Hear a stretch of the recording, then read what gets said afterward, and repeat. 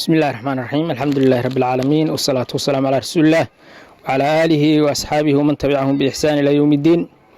ما أنت أي تاريخ تهي لباتني سديد بشا نوفمبر لبكون لباتني صدح هل كان قوبتي وكسعودي اسمها مساجد البخاري وحا اسكوغو يمد علمدي مساجد كاودي يقدقي وحين اسكوغو يمادين سي دردرقلينتا iyo muslimiinta in la wadaago xogta masaajidka meesha ay marayso masaajidku soo aragtaan waxaan hadda saarannahay dabaqii kore ayaan saarannahay dabaqii hoose waa la shubay alxamdulillaah dadkii muslimiinta ahaa hantidooda ku bixiyay ku bishaaraystaan halkaas ay gashay hantidiinni dabaqa labaad asagana dee kharashkiisa sidii kii hore oo kale weeye intii kii hore loo baahnaayo oo kale ayaa loo baahan yahay shamiito oo ugu horeysa waxa loo baahan yahay kun kiish oo shamiita ah ayaa loo baahan yahay birta oo noocyo kala duwan ah waxaa loo baahan yahay 5 bandal oo kala ah 16 hal bandal ayaa loo baahan yahay bandalka qiimihiisu waa 1600 waxaa kale loo baahan yahay bandal ah 14 asaguna waa ku qiimo dhow yahay oo 1570 meelahaas weeye waxaa kale loo baahan yahay bandal ah 12 waxaa kale loo baahan yahay bandal ah lambar 10 oo bandal ah haaf ah lambar 8 sidaas oo kale waxaa loo baahan yahay masaamiirtii safiitadii alwaaxa noocyadiisii kala duwanaa intaas oo dhan ayaa loo baahan yahay oo adabkii horey looga shaqeeyay oo aad barateen oo horey u bixiseen ah waxaa kale loo baahan yahay in sugaysa ayadana gacantii ayaa in sugaysa oo $30,000 ah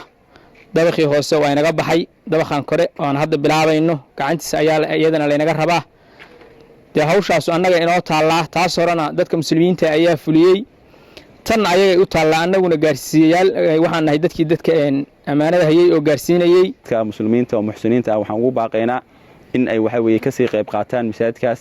dhameystirkiisa axaadiis badanna way ku soo aroortay qofkii masaajidka wax ku darsada in ilaahay guri uu uga dhisayo jannada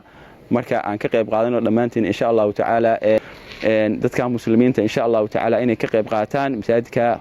si waditaankiisa iyo dhameystirkiisa aan waxa weeye insha Allah ugu baaqaynaa jazakumullahu khayr alhamdulillah wal aqibatu lil muttaqin wala udwana illa ala adh-dhalimin was-salatu was-salamu ala rasulillahi wa ala alihi wa sahbihi wa man sara ala nahjihi wattaba'a sunnatahu ila yawm ad-din amma ba'd walaalayaal dadka muslimiinta ah fariintan ay gaari doonto waxaynu joognaa galabta dabaqii labaad ee masjid Bukhari magaalada Gaalkacyo xaafadda Garsoor ilaahay baa mahad iska leh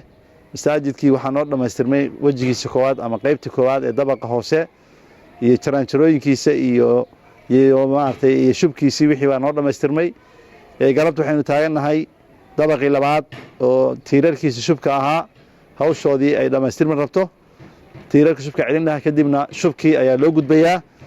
baahida masaajidka uu qabo waa sibirkii iyo birtii iyo maartay waxyaalihii kale oo ku xirnaa jaayigii iyo ciidii iyo wixii la midka iyo gacantii ka shaqeynaysay qalabkana waa qalab ahaan baan ku sheegay gacantuna waa dadkii ka shaqeyn lahaa oo maartay horeyna uga shaqeeyay haddana shaqadan u taalo oo qaban doona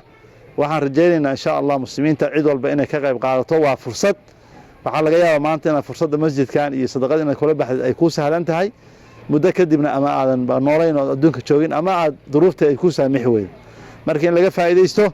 nabi sallallahu alayhi wasallam wuxuu leeyahay man bana lillahi masjidan kamafhas qatatin aw aqal bana Allah lahu baytan fil janna qofkii ilaahay dartii masaajid u dhisa wax yar ba ahaatee meel ay shimbir fadhiisato iyo wax leeg ama la ku siman qofkii masaajid ku darsada isna ilaahay jannada ay guri uga dhisaya marka waxa ilaahay idinka wadiinay inuu guriyo badan jannada idinka dhiso beedkan ilaahay hadda bishii Jumaadil awwal baan ku jirnaa oo bartamaha marayso 14 ah ramadaanka in lagu tukado oo xaafadda camirana arkaysaan ku dhex yaalo masjidka kaliya ay lahaayeen ayuu ahaa waxaynu jecel lahayn maartay muslimiinta laga farxiyo ilaahayna loogu dhawaado amalkaas iyo khayrkaas laga qayb qaato laga mid noqdo ku ilaahay yiri inma ya'muru masajid Allah man aamana billahi wal yawmil aakhir masaajidda ilaahay waxa amira kuwa ilaahay qiyaamaha rumaysan camirida masjidka dhismihiisa waa qaybta ugu muhiimsan in lagu cibaadeysto ilaahay lagu baryo cilmiga diinta lagu bartana waa camirid kale marka qofkii naga maqan tacmiirkaas uu heli karaa masjidka ay fursadda inuu ka faa'iideysto amaanadii iyo wixii hore la qabto waa arta muddo kooban meesha uu noo marayo waxaan rajaynaynaa insha Allah inuu ilaahay noo maartay noo wada saaro dhamaanteen noona fududeeyo ilaahayna waxaan ka baryaynaa inuu camalkaas nagana aqbalo noona fududeeyo inta naga dhiman waxaanu dadka u sheegaynaa waxa weeye masaajidkan wuu dhismayaa uun sida in lagu kala hormaro uun weeye sababta ku tahay maalintaan bilownay 8,20 kun oo lacag ama dadka maalintii 30 kun baan u sheegnay 12 kun oo ka mid ah weli waa maqan tahay lacagtii waxaa ka soo xirotay lacagtii aan sheegnay maalinta dadka u sheegnay 18 kun maantana hadda dabaqii labaad baa la marayaa meesha u maraya aad u jeedaan dadkii marka waxa weeye dhibaato waxaa jirta qof baa wuxuu ku oranayaa waxaan ku bixinayaa $4,000 $4,000 wuxuu ku oranayaa dhagax iyo waxaan ka bixinayaa iyo shamiito oo aan wax la isugu dhajiya lahayn dadkii marka waxa weeye war waxaaba faa'iido badan oo culimadu ay idin sheegtay waxa weeye waa lacagta kaashka ah sababta ku tahay waxa weeye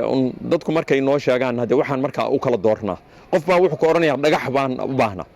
qof baa laga fujin waayaya hadda shayga lagu shubayo shubkaan lagu shubayo dhan wuu diyaarsan yahay qof baana wuxuu oranayaa shayga hadaanan helin waxa weeye ma aqbalayo maxaa shayga iyo ciidu ku kala duwan yihiin iyo lacagta kaashka haddii inta shayga iyo shamiitada iyo kulli la keeno oo aan gacantii la helin haddii iyada ma soconaysa markaas inay maaragtay shaqadii waxay noqonaysaa inay istaagto marka waxaan ummadda muxsiniinta u sheegaynaa ilaahay ha idin barakeeyo meeshaasuu marayaaye wuuna dhismayaaye insha allahu waxa weeye waxaan rabnaa qof walba inuu maaragtay kan kale uga soo hormaro laguna dadaalo in macnaha waxa weeye masaajidka hawshiisa laga qayb qaato 4 bilood ka yarbu hadda intaan ku marayaa